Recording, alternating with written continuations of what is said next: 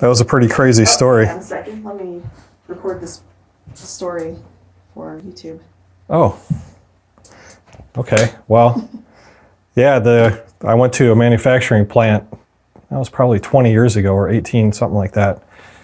And it was manufacturer in North Carolina of furniture. And walk into the plant, they had all these people, doing various tasks and building furniture here and upholstery over there. And at the end of the line, they had this guy who was just going through and putting tags on the furniture.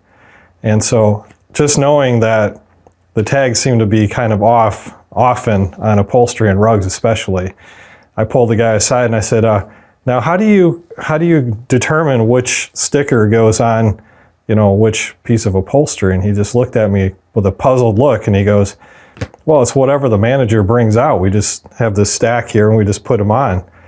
And I looked at it, the piece of furniture was already upholstered and it was clearly olefin, which is completely water safe.